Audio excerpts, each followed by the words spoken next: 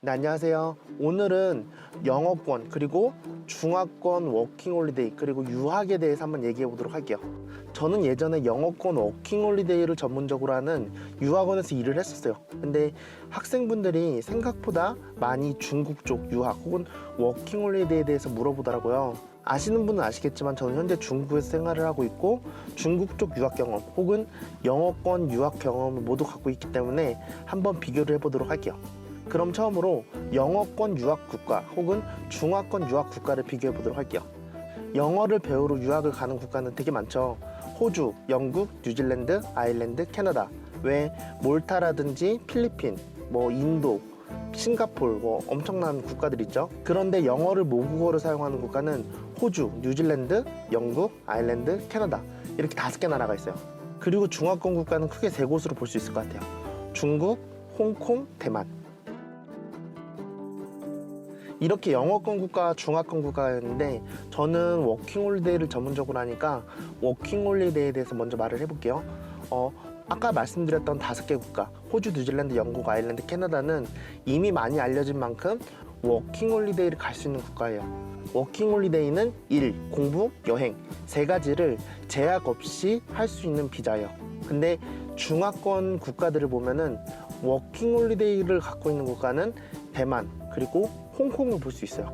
많은 학생들이 중국 쪽 워킹홀리데이도 한번 보고 싶어요 라고 하는데 사실 중국은 워킹홀리데이를 한국과 체결을 하고 있지 않아요. 왜냐하면 워킹홀리데이는 예전 영상에서 말씀드렸던 것처럼 어느 정도 국가적 소득이 격차가 없어야지 워킹홀리데이를 체결하기 때문에 현재 한국과 중국은 워킹홀리데이를 체결하고 있지 않아요. 그래서 만약에 중국 쪽 워킹홀리데이를 생각을 하신다면 대만 그리고 홍콩 쪽을 보실 수 있으실 것 같아요. 다음으로 어학연수에 관한 얘기를 해볼게요. 먼저 영어권 국가를 보면 영어권 국가에서 어학연수를 할 때 보통 대학 부설 혹은 랭귀지 스쿨에 가서 공부를 하게 돼요. 영어권 국가들은 일단 이 랭귀지 스쿨 자체가 한 도시에 엄청나게 많아요. 그래서 호주 멜번이든 아니면은 캐나다 밴쿠버든 한 도시에 10개에서 30개 가까이 랭귀지 스쿨이 있기 때문에 선택의 폭이 굉장히 넓어요. 그리고 영어권 국가 호주, 뉴질랜드, 영국, 아일랜드, 캐나다 기본적으로 어학원 학비는 한 달에 한 80에서 100만 원 정도. 그리고 영국 같은 경우는 이거보다 좀 더 비싸요. 그래서 한 100만 원에서 120만 원 정도 학비를 생각을 하면 되고, 이렇게 한 도시에 여러 학원들이 있기 때문에 나의 조건에 따라서 내가 선택할 수 있는 폭이 굉장히 넓다는 게 영어권 국가의 장점이고, 내 예산에 맞춰서 한 달, 2달, 3달 이렇게 자유롭게 등록이 가능하다는 장점이 있어요. 다음으로 중국 쪽 어학연수를 보면 일단 영어권이랑은 확실히 틀린 것 같아요. 저는 중국 쪽, 대만 쪽을 한번 찾아봤었거든요.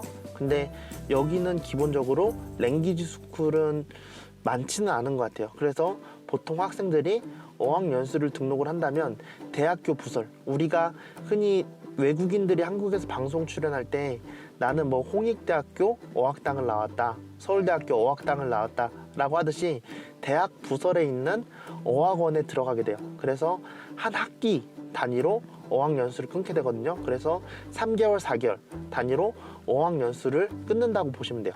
그래서 저 같은 경우도 중국 연태에 있는 연태대학교에서 어학연수를 했고, 근데 생각보다 학비는 엄청 쌌어요. 저는 한 학기, 한 4개월 정도 되죠. 한 학기에 100만 원 정도밖에 학비가 들진 않았거든요. 그러니까 영어권 국가에 비해서 학비가 확실히 저렴한 건 있는 것 같아요.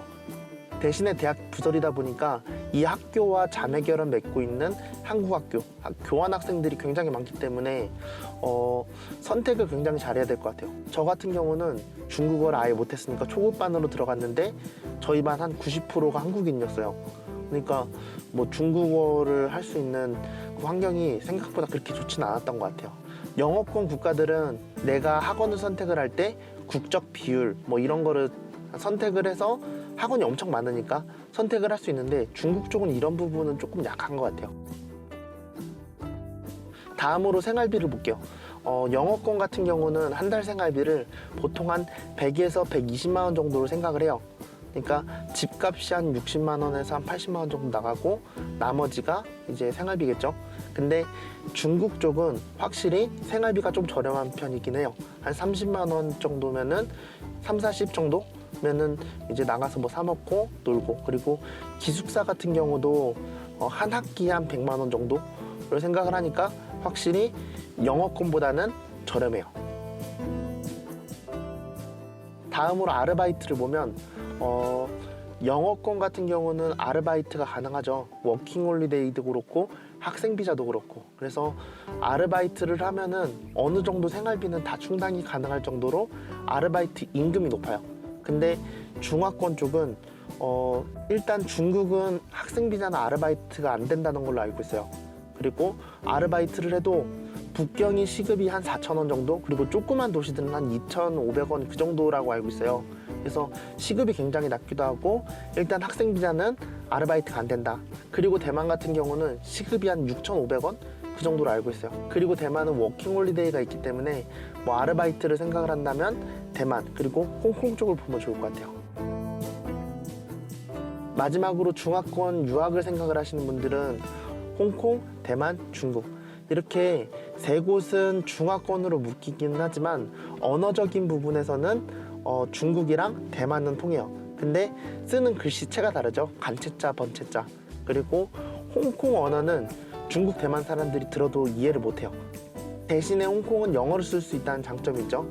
그러니까 여러분의 목적에 맞게 중국, 홍콩, 대만 이렇게 선택을 할 때 목적에 맞게 선택을 잘 해주시면 될 것 같아요. 그럼 이상으로 영어권, 중화권, 유학에 관해서 얘기를 해봤는데 혹시 더 궁금한 점 있으신 분들은 댓글 주시면 좋을 것 같고, 영상이 도움이 되셨다면 구독과 좋아요 부탁드릴게요. 감사합니다.